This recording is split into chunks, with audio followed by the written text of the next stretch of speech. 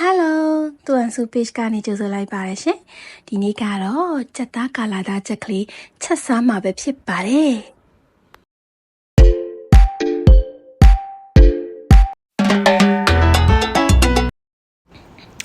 ချက်ကာလာသားချက်ဖို့အတွက်အကောင်းဆုံးချက်ကတော့ဗမာချက်ပဲဖြစ်ပါတယ်ဒီမှာတော့ဗမာချက်မရှိတော့ထိုင်းချက်ကိုဝယ်ခဲ့ပါတယ်အရသာအတွက်ကတော့စားစနွင်းငံပြာရည်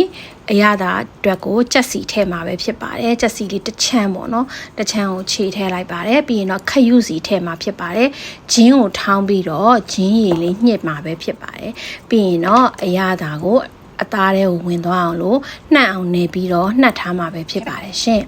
ဒီထိုင်းချက်ကရိုးရိုး CP ချက်ထက်ဆိုလို့ရှိရင်ဈေးပို့ပြီးတော့ပေးရပါတယ်သူကမက်ခရိုတို့ဘာလို့မှတော့ရောင်းတာမတွေ့မိဘူးပေါ့နော်ဒါဒီလိုမျိုးဈေးတွေမှာရောင်းတာတွေ့လို့ဝယ်ခဲ့တာဖြစ်ပါတယ်စပယ်လင်လေးလက်ထက်မှာပါပြီးလို့ရှိရင်တော့ကြက်သွန်ဖြူလေးကိုလည်းညက်နေအောင်ထောင်းထားလိုက်ပါတယ်ကြက်သွန်နီလေးတွေကိုလည်းစီတက်အောင်လို့ပေါ့နော်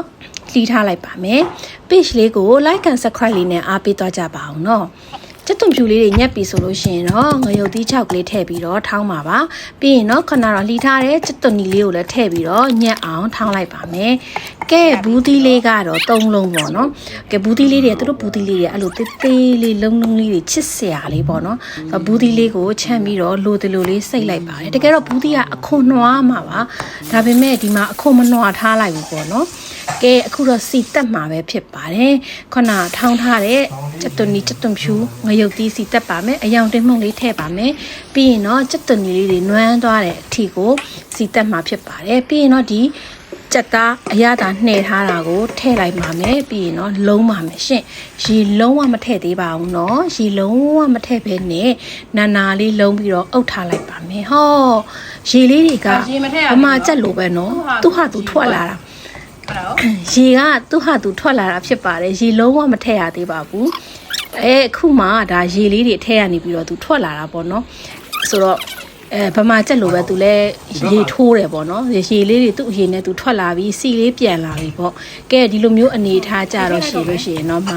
ရေနွေးလေးတည်ထားတယ်ရေနွေးကိုထည့်မှာပဲဖြစ်ပါတယ်ဆိုတော့ရင်နွေးထည့်ပြီးွားလို့ရှိရင်เนาะဒီစပယ်လင်လေးတွေထည့်လိုက်တယ်ပေါ့เนาะအနံလေးပုံမွေးသွားအောင်ကြက်မာသားဖြစ်တဲ့အတွက်ကြောင့်မို့လို့ရေများထည့်ပြီးတော့ကြလေးမီးအေးနဲ့ပြုတ်သွားမှာပဲဖြစ်ပါတယ်ရေ3ချီလောက်ထည့်လိုက်တယ်ပေါ့เนาะမြုပ်အောင်လို့ရေထည့်ပါမယ်ပြီးရင်တော့အဖုံးပိတ်ပြီးတော့နူးအောင်ထားလိုက်ပါမယ်နည်းနည်းနူးလောက်ပြီဆိုလို့ရှိရင်တော့ဘူးသီးလေးတွေထည့်ပြီးတော့အဖုံးအုပ်ထားလိုက်ပါမယ်အပေါ်မှာတင်နေတဲ့စီလေးတွေကိုမကြိုက်တော့စီလေးတွေဖယ်ထုတ်လိုက်ပါမယ်ကာလာသားချက်ကတကယ်တော့စီမများဘူးပေါ့နော်သူကအရေတောက်လေးနဲ့အရေလေးစမ်းပြီးတော့ရွှဲလေးစားရတာဆိုတော့လေအရသာလေးကိုနည်းနည်းညှိကြည့်ပါတယ်အရသာလေးအတွက်ကိုထပ်ပြီးတော့ကြက်စီလေးတစ်ချမ်းထည့်လိုက်ပါတယ်ကြက်စီထည့်ပြီးတော့နည်းနည်းငံပြားလေးလည်းအနည်းငယ်နဲ့ထည့်လိုက်တယ်ပေါ့နော်ဆိုတော့ကိုလိုချင်တဲ့အရသာရပြီဆိုလို့ရှိရင်တော့ကြက်ဘူးသီးကာလာသားချက်ကလေးကြက်ပါပြီရှင်ကျက်သားကာလာသားချက်ကလေးကိုကလေးလူငယ်မရွေးကြိုက်ကြတယ်ပေါ့နော်ထမင်းလဲမိန်စီတယ်ဟင်းတစ်ခွက်ထဲနဲ့လဲဟင်းဖြစ်တယ်ပေါ့နော်အဘူးသီးလေးတွေကနုလေးမို့လို့တအားချိုပါတယ်ကျက်သားကတော့ဗမာကျက်လောက်မချိုပါဘူးရှင်ဗမာကျက်ကပိုချိုတယ်ပေါ့နော်ကဲအခုဆိုလို့ရှိရင်တော့ဥမိုင်ငပိတောင်းနဲ့ထမင်းစားပါတော့မရှင်